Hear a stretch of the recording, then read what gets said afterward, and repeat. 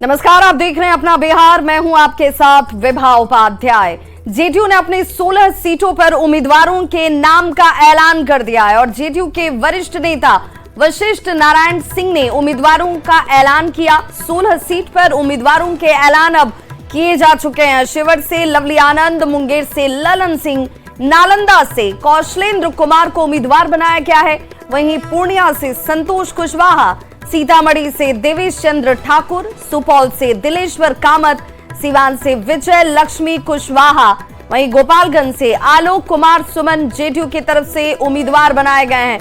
जहानाबाद से चंद्रेश्वर चंद्रवंशी, बांका से गिरिधारी यादव, भागलपुर से अजय मंडल, वहीं वाल्मीकि नगर से सुनील कुमार को उम्मीदवार बनाने का ऐलान किया गया। वहीं किशनगंज से मास्टर मुजाहिद, कटिहार से दुलाल चंद गोस्वामी, झंझारपुर से रामप्रीत मंडल, मधेपुरा से दिनेश चंद्र यादव, जेडीयू के इन 16 कैंडिडेट्स के नाम जो इस वक्त आपके टीवी स्क्रीन पर भी।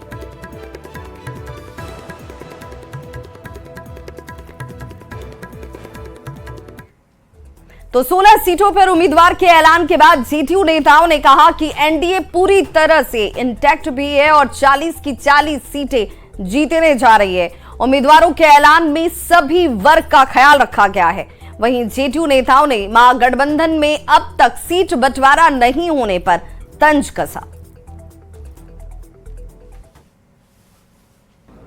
पूरी एकजुटता है, पूरी सहमति, और दूसरे तरफ आप सभी लोग देख रहे हैं कि महागठबंधन में सिर्फ फुटअव्वल कौन कोई सिंबल लेके भाग रहा है, कोई टिकटें लेके भाग रहा है, कोई कुछ भाग रहा है।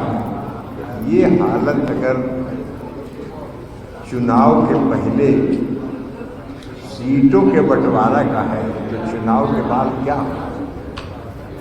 तो इसलिए और राष्ट्रीय जनतांत्रिक गठबंधन का लक्ष्य है, पिछले 2019 के चुनाव में हम लोग 39 सीट जीते थे।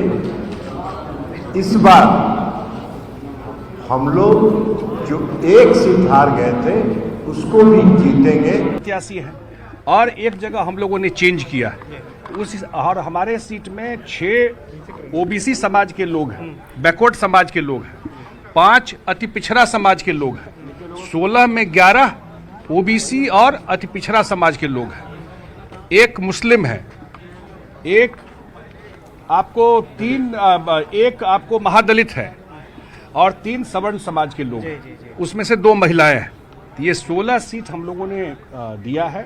कोशिश किया गया है पार्टी के तरफ से, हमारे राष्ट्रीय अध्यक्ष नीतीश कुमार जी की तरफ से, कि सब समाज का रिप्रेजेंटेटिव, लेकिन जब लिमिटेड सीट रहता है तो उसका एक लिमिटेशन होता है। सब समाज को समाहित करने का कोशिश किया गया है कि सब समाज का जो पार्टी का रूप रहता है उसको इसमें कोशिश किया कि अकोमोडेट करने का। हर जाति धर्म का उन्होंने ध्यान रखा है, सबका सम्मान किया, सबको अधिकार दिया है और निश्चित तौर पर आने वाले दिनों में हम लोग जितने भी 40 का 40 सीट चुनाव जीत के आएंगे। ये निर्णय हमारे नेता ने बैठकर सबके बीच में लिए हैं। तमाम जनता, हम लोग जो कार्यकर्ता हैं, सबके बीच में उन्होंने तय किया है। जो आज 16 सीट का अनाउंस हुआ है इसमें हम लोग चुनाव जीतेंगे। बाकी जो भी सीटें हैं हम लोग मिलजुल कर चुनाव जिताकर लाएंगे। कुछ समीक्षा करने के बाद, सभी लोगों से बातचीत करने के बाद हमारे राष्ट्रीय अध्यक्ष ने ये निर्णय लिया है और जो निर्णय लिया है वो बिहार के हित में लिया है, पार्टी के हित में लिया है और चुनाव के हित में लिया है और जहां से उम्मीदवार बदले गए हैं वहां की जनता के हित में लिया है। सभी लोग मिल करके इस उम्मीदवार को जिताएंगे। तो देखिए, जेडीयू की तरफ से 16 कैंडिडेट के नामों की घोषणा कर दी गई। इनमें ज्यादातर पुराने चेहरे, लेकिन जिस सामाजिक समीकरण की हम बात कर रहे थे वो समीकरण इसमें जरूर साधा गया है, जिसका जिक्र खुद ललन सिंह ने भी किया। अब उन कैंडिडेट्स के बारे में जरा जान लेते हैं जिन कैंडिडेट्स को लेकर के बार बार ये कहा जा रहा था कि जेडीयू ने पुराने ही चेहरों पर यकीन किया है। ये पुराने चेहरे कौन है, किन्हें कहां से उतारा गया, वो भी जरा देख लीजिए। अब ये आपके सामने इस वक्त स्क्रीन पर ललन सिंह, जो कि पहले अध्यक्ष भी रह चुके हैं, जेडीयू के राष्ट्रीय अध्यक्ष के तौर पर उनकी भूमिका भी आपने देखी होगी। इस बार ललन सिंह मुंगेर से, जो कि पहले भी थे, मुंगेर से चुनावी मैदान में होंगे। जेडीयू की तरफ से सुनील कुमार वाल्मीकि नगर, जो कि बेहद महत्वपूर्ण सीट है। ये एक चंपारण की अगर सीटों की हम बात करें, उन चंपारण की सीटों में एक महत्वपूर्ण सीट वाल्मीकि नगर भी, जहां पर सुनील कुमार चुनौती देते हुए नजर आएंगे। वहीं दिनेश चंद्र गोस्वामी को भी बनाया गया है। साथ ही साथ अब ये 3 और चेहरे देख लीजिए। रामप्रीत मंडल झंझारपुर से होंगी, मास्टर मुजाहिद किशनगंज से और लवली आनंद शिवहर से। लवली आनंद, चूंकि अभी अभी इनकी एंट्री हुई है, आपने देखा होगा कि नीतीश कुमार से मुलाकात होती है और उसके बाद लवली आनंद को शिवहर ये सीट दी जाती है। देवेश चंद्र ठाकुर सीतामढ़ी से, विजय लक्ष्मी कुशवाहा सिवान और कौशलेंद्र कुमार नालंदा से। नालंदा चूंकि नीतीश कुमार का गृह जिला है और कौशलेंद्र कुमार इससे पहले भी चुनावी मैदान में नालंदा से ही थे, तो ये वो चेहरे। और इसीलिए बार बार कहा जा रहा है कि भाई ओबीसी जो पिछड़ा कास्ट है, अति पिछड़ा कास्ट है, मुस्लिम है, सभी वर्गों का समावेश इसमें किया गया, इसका ध्यान रखा गया। दिलेश्वर कामत सुपौल से, जबकि आलोक कुमार सुमन गोपालगंज से और अजय मंडल भागलपुर से। 16 कैंडिडेट में एक ऐसे कैंडिडेट है जिनका बदलाव किया गया है इस बार, जिन्हें पिछली बार सीट दिया गया था उन्हें इस बार नहीं दिया गया। और हमारे सहयोगी भी हमारे साथ जुड़ने जा रहे हैं, जिनसे हम जानते हैं कि आखिर देखिए इस वक्त आनंद, चूंकि आपकी मौजूदगी जहां पर है मैं देख पा रही हूं, क्योंकि ये कार्यालय है और इस कार्यालय के बाहर लोगों की मौजूदगी ये बता रही है कि भाई अपने अपने कैंडिडेट को लेकर के जो कार्यकर्ता है वो अति उत्साहित नजर आते हैं। 16 कैंडिडेट, ज्यादातर पुराने चेहरे ही, लेकिन इसमें सभी का समावेश करने की कोशिश की गई है। क्या ये माने कि जातीय गणना का ये असर है? देखिए, जातिगत गणना का काफ़ी असर है विभा, और जिस तरीके से संजय झा जो राज्यसभा सांसद हैं, जेडीयू का और वरिष्ठ नेता हैं, उन्होंने जिस तरीके से फोकस करके ये बोला है कि हमने पिछड़ा और अति पिछड़ा समाज के 11 लोगों को टिकट दिया है, 3 सवर्ण समाज के लोगों को टिकट दिया है, एक दलित और एक अल्पसंख्यक समाज के लोगों को टिकट दिया है। इससे साफ है कि जेडीयू बताने की कोशिश कर रही है कि जो भी उसके पास स्ट्रेंथ था 16 उम्मीदवारों का, उसमें उन्होंने तमाम जातियों को साधने की पूरी कोशिश की। और बिहार में ओबीसी और ईबीसी 2 बड़े फैक्टर होते हैं किसी भी पार्टी के लिए, और जेडीयू की पूरी कोशिश है। जेडीयू को पहले भी माना गया है कि वो लौकुश और अति पिछड़ा की पार्टी है, और इस बार इस अगर सीट के बंटवारे में देखें और सीट के उम्मीदवारों को देखें तो साफ साफ है कि जेडीयू ने अपने उस फार्मूले को बरकरार रखा है। और जिस तरीके से संजय झा ने फोकस करके कहा है कि हमने 11 पिछड़ा और अति पिछड़ा समाज के लोगों को टिकट दिया है, साफ साफ संकेत है कि जेडीयू की निगाहें कहाँ पे है।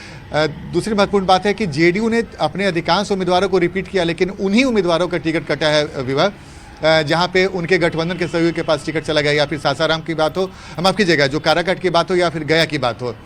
ये कुछ ऐसे सीट थे जहां पे उपेंद्र कुशवाहा और जीतन राम मांझी की वजह से टिकट कट गया वहाँ के सिटिंग सांसद का। लवली आनंद नए उम्मीदवार के तौर पे शिवहर से जरूर वापस लौटी हैं। इसके अलावा देवेश चंद्र ठाकुर, ये एक उम्मीदवार का टिकट कटा है, जो सुनील कुमार पिंटू थे, जो सीतामढ़ी से सिटिंग सांसद है, उनका टिकट काटकर उनके जगह देवेश चंद्र ठाकुर जो बिहार विधान परिषद के सभापति हैं, उनको टिकट दिया गया। लेकिन दिलचस्प है, जैसे अमूमन हम लोगों ने देखा कि जब भी उम्मीदवार की घोषणा होती है किसी भी पार्टी में, जिनका टिकट कटता है, काफ़ी हंगामा होता है। लेकिन इस वक्त हम आपको जेडीयू की तस्वीर दिखा रहे हैं, हमारे पीछे भी कुछ लोग हैं, लेकिन कहीं से कोई हंगामा नहीं, बिल्कुल शांति। तो ये साफ साफ है कि नाराजगी को लेकर भी हमने सवाल पूछा था, चाहे ललन सिंह हो या फिर संजय झा हो, तो उन्होंने कहा कि जिन लोगों का टिकट कटा उनसे भी मुख्यमंत्री 3-4 दिनों से लगातार उनसे बातचीत कर रहे थे। यानी कि एक मैसेज देने की कोशिश भी की गई जेडीयू की तरफ से कि हमारे यहाँ जो भी उम्मीदवार बनाए गए, हमारे पार्टी में कोई नाराजगी नहीं। और जिस तरीके से प्रेस वार्ता के दौरान जो तमाम जेडीयू के बड़े नेता हैं, जो सबसे वरिष्ठ नेता थे वशिष्ठ नारायण सिंह, उनसे नाम की घोषणा करवाई गई, और उसके अलावा जेडीयू के कोटे के जो भी वरिष्ठ नेता हैं, मंत्री हैं, तमाम लोग वहाँ पर मौजूद थे।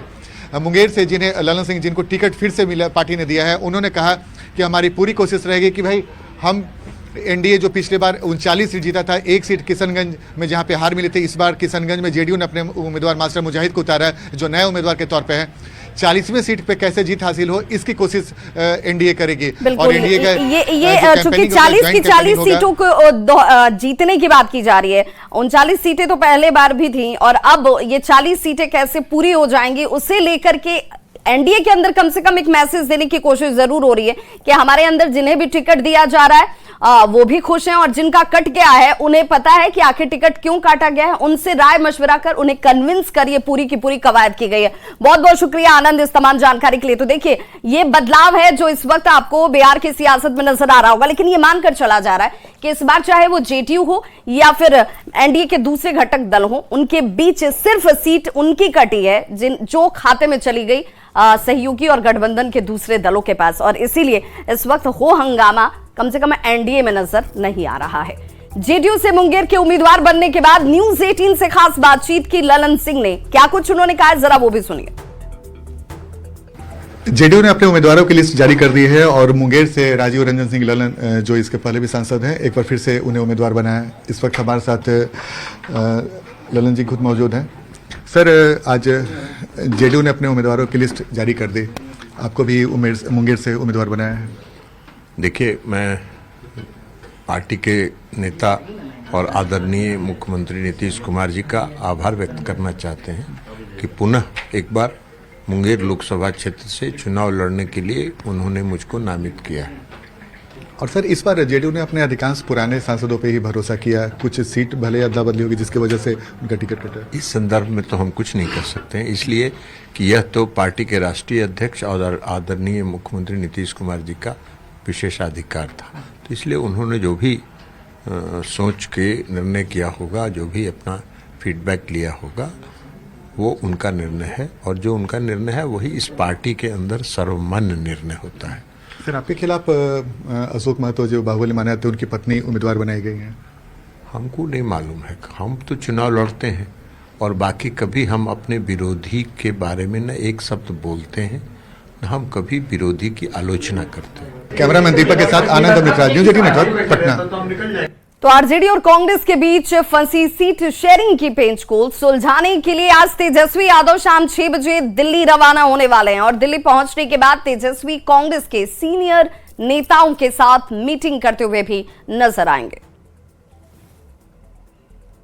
आरजेडी और कांग्रेस में सीट शेयरिंग का फॉर्मूला अभी साफ नहीं हो पाया है, और इस तस्वीर को साफ करने के लिए तेजस्वी यादव जो है आज शाम 6 बजे दिल्ली रवाना होने वाले हैं। पटना से वो दिल्ली जो है वो रवाना होंगे, और उनके साथ आरजेडी के जो सांसद है संजय यादव, वो भी मौजूद रहेंगे। दिल्ली पहुंचने के बाद आरजेडी के जो राज्यसभा सांसद है मनोज झा, वो भी तेजस्वी यादव को ज्वाइन करेंगे, और फिर तीनों नेता जो हैं वो दिल्ली पहुंच करके कांग्रेस के वरिष्ठ नेताओं के साथ बैठक करेंगे। सूत्रों के हिसाब से जो जानकारी मिली है कि 6 सीट जो है आरजेडी कांग्रेस को दे रही है, और जिन सीटों को लेकर के विवाद है उसे सुलझाने की कोशिश जो है तेजस्वी यादव करेंगे। आज राबड़ी निवास आकर के आरजेडी जो अध्यक्ष है, राष्ट्रीय अध्यक्ष लालू प्रसाद यादव, तेजस्वी यादव के हाथों जो है आरजेडी की सदस्यता ग्रहण करेंगे, और ये तस्वीर भी जो है आज बड़ी तस्वीर सामने निकल करके आएगी। आरजेडी खेमे से राबड़ी देवी का जो ये आवास है, देख सकते हैं, इसी आवास पे फराज फातमी और अली असरफ फातमी पहुंचेंगे, और दोनों जो है आरजेडी की सदस्यता जो है एक बार फिर से हासिल करेंगे। कह सकते हैं कि फराज फातमी और अली असरफ फातमी की जो है घर वापसी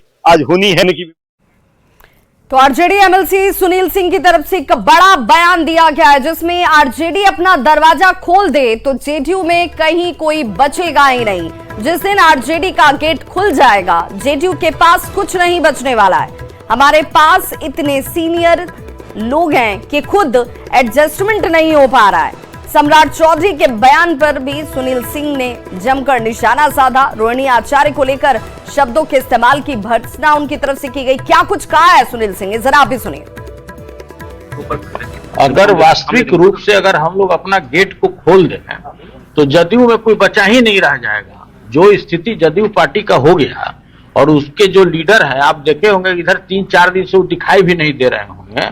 तो अगर गेट खोल दे, चूंकि हमारे यहाँ इतने सीनियर लीडर हैं कि उनको एडजस्टमेंट मुश्किल हो रहा है। जिस दिन गेट खुलेगा उस दिन जदयू के पास कुछ भी नहीं रह जाएगा, आप यही समझिए।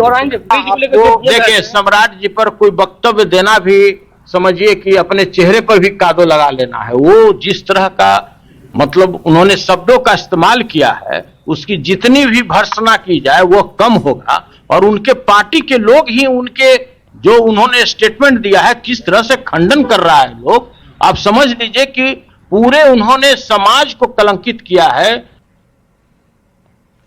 तो पूर्व सांसद मोहम्मद अली अशरफ फातमी और पूर्व एमएलए फराज फातमी ने आरजेडी का दामन थाम लिया है। लालू प्रसाद और तेजस्वी यादव ने दोनों को आरजेडी की सदस्यता दिलाई।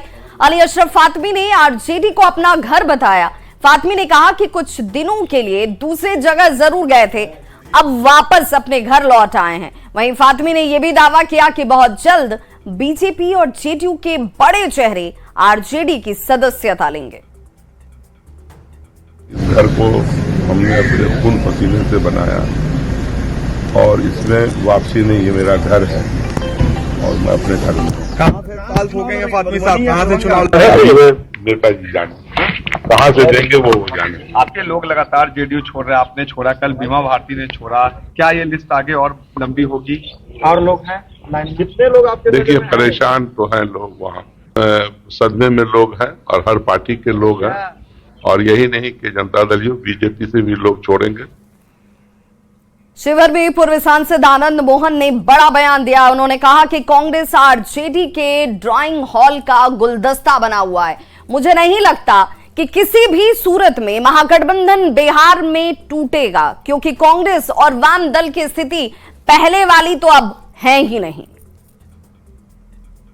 मैं नहीं समझता कि कांग्रेस या वाम दलों की ये स्थिति है आरजेडी के सामने कि वो टूट का फैसला ले, अलग होने का फैसला ले। इसलिए कि कांग्रेस या वाम दल पहले क्या था, कुछ दशक पहले उनकी स्थिति क्या थी और आज वो क्यों इतने दुबले हो गए, कमजोर हो गए, ये समीक्षा का विषय है। उनको आत्ममंथन करना चाहिए, उनको आत्मचिंतन करना चाहिए। जहाँ तक कांग्रेस का सवाल है, वो आरजेडी के ड्राइंग रूम का गुलदस्ता बन के रह गई है, इसलिए उनको सोचना। लुधियाना के सांसद रवनीत सिंह बिट्टू गुरुद्वारा साहिब दर्शन के लिए पहुंचे और इस दौरान अरविंद केजरीवाल पर निशाना साधते हुए सांसद ने कहा कि विपक्ष कुछ भी कहे, लेकिन मैं पंजाब से हूं, मैं बता सकता हूं कि ये सबसे बड़ा चालबाज है, सबसे बड़ा धोखेबाज है, जो उस टाइम स्वराज की बात करते हुए लोकपाल की बात कर रहे थे। अन्ना हजारे जी ने भी इनके खिलाफ बयान दिया है। उन्होंने ग्राउंड पर कुछ नहीं किया है, सिर्फ झूठ बोला, सड़कों पर शोर मचाया है। सबसे बड़ा चालबाज, सबसे बड़ा धोखेबाज, जो उस टाइम स्वराज की बात करते हुए, लोकपाल की बात करते हुए अन्ना हजारे जी ने आज उन्होंने भी बयान दिया है।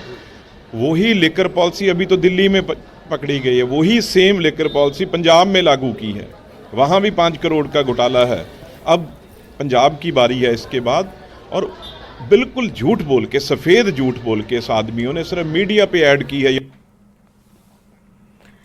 पटना के बेऊर जेल से एक हैरान कर देने वाला मामला सामने आया, जहां दरअसल जेल से 2 कुख्यात अपराधियों के बैकडोर से फरार होने के आरोप में कक्षपाल को गिरफ्तार कर लिया गया है। पटना पुलिस इन दोनों अपराधियों को जेल से रिहा होने के बाद तुरंत गिरफ्तार करना चाह रही थी, लेकिन बेल मिलने के बाद ये दोनों अपराधी गेट से बाहर नहीं निकले। इन्हें चोरी छिपे बैकडोर से कक्षपाल सुबोध कुमार सिंह पर बाहर निकालने का आरोप है। इस वक्त हम बिहार के सबसे बड़े जेल बेऊर जेल के सामने खड़े हैं। ये गेट है, ये मुख्य प्रवेश द्वार है, और जो कैदी रिहा होते हैं वो इसी मुख्य प्रवेश द्वार से आते हैं। और बेल आउट पर 2 कुख्यात अपराधियों को यहाँ से रिहा किया गया था और उनको यहाँ से बाहर आना था। और पटना पुलिस जो है वो ठीक हमारे सामने एक शेड है, उस शेड के पास पटना पुलिस जो थी वो उनका इंतजार कर रही थी। दोनों अपराधियों का, वो कुख्यात अपराधी बताए जा रहे थे और पटना पुलिस को उन्हें गिरफ्तार करना था। दोनों अपराधी निकल तो गए, लेकिन सामने के गेट से नहीं निकले। उनको निकाला गया इसी बेऊर जेल के पिछले गेट से। वहां पर महिला बैरक भी है और वहीं से उन दोनों कुख्यात अपराधियों को निकाला यहीं के एक कक्षपाल सुबोध कुमार ने। सुबोध कुमार की मिली भगत से दोनों कैदी आराम से पिछले दरवाजे से निकल गए और पटना पुलिस अवाक रह गई, खड़ी रह गई कि उनको गिरफ्तार कर ले। लेकिन इसी बेऊर जेल के कक्षपाल ने उन दोनों अपराधियों की मदद की और उनको यहां से भगा दिया पिछले दरवाजे से। उसके बाद पटना पुलिस ने इस पूरे मामले की शिकायत बेऊर जेल के अधीक्षक से की। बेऊर जेल के अधीक्षक ने इस पूरे मामले को गंभीरता से लिया, पूरे मामले की जांच करवाई गई तो सुबोध कुमार दोषी निकला। इसके बाद सुबोध कुमार के खिलाफ बेऊर थाने में एफआईआर लॉन्च किया गया और बेऊर थाना जो यहाँ से महज चंद कदम की दूरी पर है, बेऊर थाने के पुलिस ने सुबोध कुमार को गिरफ्तार कर लिया और उसे गिरफ्तार कर जेल भेजने की कार्रवाई की जा रही है। जो 2 कुख्यात अपराधी पुलिस की गिरफ्त में होने चाहिए थे, उनको यहीं के कक्षपाल सुबोध कुमार ने भगा दिया। बहरहाल उसे गिरफ्तार कर लिया गया है और उसने अपनी गलती जो है उसको स्वीकार कर लिया है। फिलहाल जो दोनों कुख्यात अपराधी यहाँ से भागने में कामयाब हुए हैं, उनकी गिरफ्तारी के लिए भी छापेमारी चल रही है। लेकिन निश्चित तौर पर बेऊर जेल के अंदर जो कक्षपाल है, उनकी जिम्मेवारियों पर एक बड़ा सवाल उठ खड़ा हुआ है। कैमरा पर्सन मनीष जुनेजा के साथ संजय कुमार, न्यूज़ 18 पटना। तो इस बुलेटिन में बस इतना ही, लेकिन न्यूज़ 18 बिहार झारखंड पर खबरों का सिलसिला लगातार जारी है।